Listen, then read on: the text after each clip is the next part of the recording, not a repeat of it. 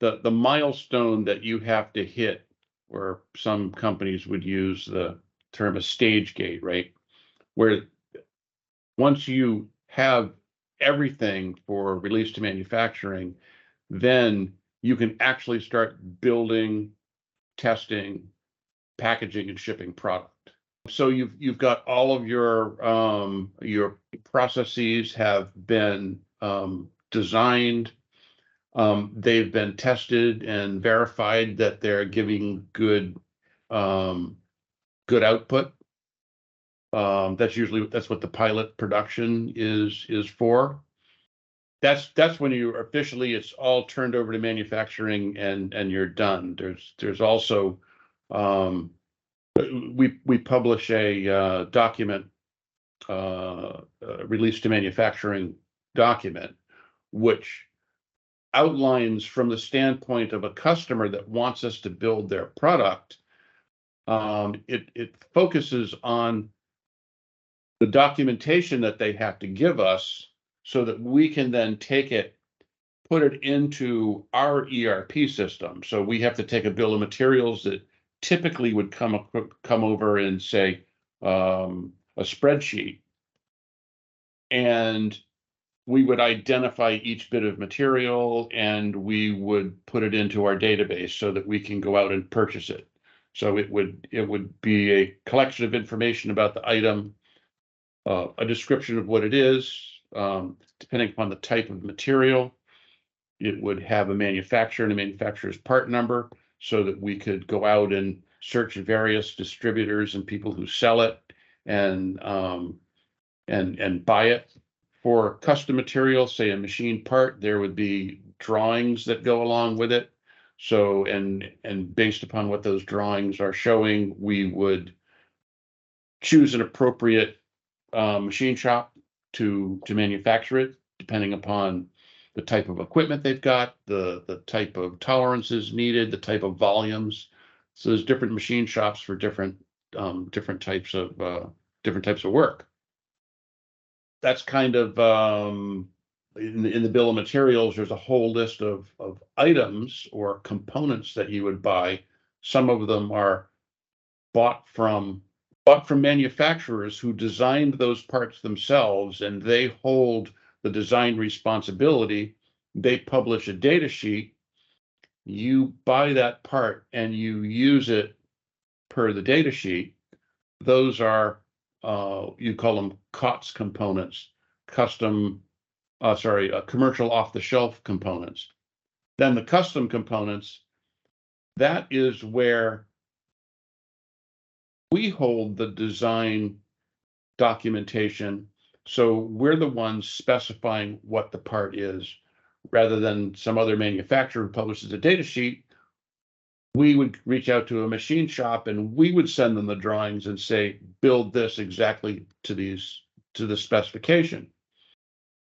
So that's kind of the difference between commercial components and custom components. There's all kinds of different custom components: printed circuit board assemblies, sheet metal, machine parts, molded parts.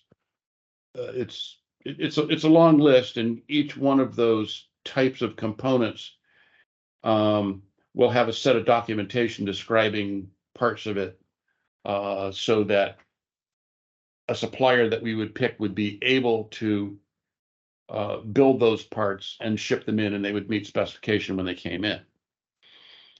COTS components, in general, a lot easier in that you just need to know who's the manufacturer, and so that you can get a data sheet and understand exactly how to use the parts. Those parts are not necessarily within your control. You probably notice whenever you read a data sheet, down at the bottom in the really tiny print, says that they reserve the right to change the specifications at any time. And that can be problematic if you're really leaning on all of the performance in the part for your product. It can be problematic if the supplier of that, the manufacturer of that part, decides to change the manufacturing methods and decide that, well, it's a lot less expensive if we do it this way, but it's not quite as accurate. but that's okay. We'll make more money. They do it, and now you've got a part that's not exactly what you need. And they'll make those changes sometimes with no notice. So it's important that you identify the components that are critical to the quality of your product and make sure that you've got some agreement with the manufacturer that if they are going to change that part, that they notify you well in advance so that you can do whatever testing you need to do to see that the part will still do the job that you need. And if that isn't the case, you'll have plenty of time to launch some effort to find a different part that will do what you need. Like make a last buy opportunity, for instance. We often are notified that this component is going obsolete. It's going to be replaced by this new component. If it's a component that's critical to the quality of your product, then you need to do some testing and validation to make sure it's going to work. In a lot of cases, I mean, our customer under those circumstances would say, well, let's see, our product's going to be obsolete and, we're going to replace it with a new one in 3 years. So can you buy 3 years worth of the old product that we already know works? And that way we don't have to worry about it. And perfectly reasonable thing to do. It does tend to run the inventory cost up, and that's not inexpensive. But we have customers that will do that, especially if you get near the end of the product life and they're designing a new one. They just don't want to spend the time to qualify in a component that's changed. They'd rather just buy a truckload of the ones that are already working and use them. So those are kind of the fundamental differences between, custom parts and commercial off-the-shelf parts, who has control of them and how you have to handle the performance of it.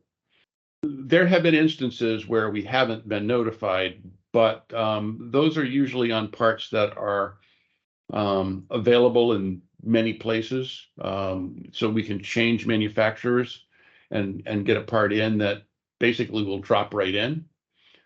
But for parts that are critical for the product, we make sure that we're choosing suppliers that will notify you. And there are databases that we subscribe to where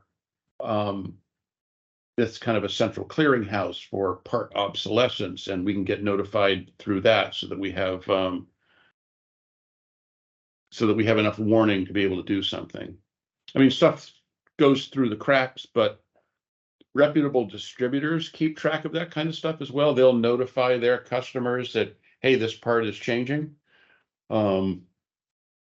If you're dealing with a really small manufacturer and you're dealing with them direct, sometimes you have to have an agreement with them so that they will notify you in advance. I mean, they could always ignore the agreement, but in general, they don't. I mean, because if they won't commit to giving you that kind of notice, maybe you won't use their part. But you have to be proactive in a lot of cases to make sure that you're notified on changes. For me, release to manufacturing is kind of a transition of responsibility. Prior to, it's usually engineering or design team's responsibility to handle the product, whatever that means at the time. Like John said, release to manufacturing is kind of like a stopgate for transitioning that responsibility over to the manufacturing side of things, where, again, to John's point, material procurement takes place and supply chain is flexed. Engineering will build that supply chain to a certain extent, but now it's being executed on in volume. It's kind of where responsibility lies, and release to manufacturing is confirming all the checks and balances that go along with that product being able to be manufactured. It is ready to be made, having considered all of the requirements that we developed however long ago for what this product has has to do and how it has to perform and all of that. It's a once it's been released to manufacturing, it's an actionable thing for manufacturing to move on. It's engineering is engineers in general are very motivated to get through that stage gate, get that product released to manufacturing, because then when an order comes in, engineering doesn't even know it. It comes in, the material comes in, it gets built, stuff comes in, gets built and gets shipped out, and the engineering department doesn't even know that it happened, unless something goes wrong. And then of course they're out in the middle of it. But if you don't do a good job in the release to manufacturing, you're forever getting bothered with, oh, I need an updated drawing for this part because I heard there was a change, and it's just not in the database correctly. Or if the drawings are not to standard, purchasing can't answer the technical questions that the supplier will have. Well, we think the tolerance on this is too tight or not tight enough. And so engineering is involved and they're talking to the suppliers. When that happens, that's kind of a red flag, because you want to do it all within the documentation so that you've only got to solve the problem one time. And the next time someone goes to order it, you don't want to have to talk to these suppliers all over again and remind them of, oh yeah, don't forget that this dimension is really critical. That needs to be all in the documentation. So we have standards for the documentation that is going, that's sent out for custom components. So we'll review the documents before we send them out, and if they're missing any of the critical, say the GD and T on the mechanical drawing, or it's missing some kind of a pick and place file for a printed circuit board assembly, we'll go back looking for it. Either we'll go back to our customer who perhaps owns the design of it, or if they've turned it over to us, we'll dig up the correct documentation and make sure it gets to be part of the specification of the product of the component that we're buying. It's an effort. Sometimes there's just information that's missing on the drawing. We know what it's going to be, but the customer says, oh, that engineer's gone. We can't update the drawing. Can you guys just make this problem go away? Because they just want the product built and they want, stop bothering me with all these questions. And so occasionally we have to put a document together that will explain the changes or redline the drawing by marking up the print to add dimensions that are missing or add tolerances that are missing.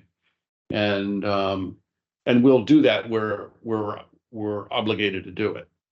For me, I guess it's kind of a hard thing to describe. It's like, are all the pieces in place? And John's going into a lot more detail about the individual pieces, but at the point of RTM, you're looking, are all these pieces in place to allow this product to be built at scale without engineering being directly involved? To John said, it's at that point, it's an automated process. It just churns. Parts get ordered, parts get received. They go through a process to make sure that they're correct. They get kitted to a job, they're out on the floor, it gets built, it gets tested, it gets calibrated, whatever, packaged, labeled, shipped out, and it all just happens automatically and reliably and repeatably. Right.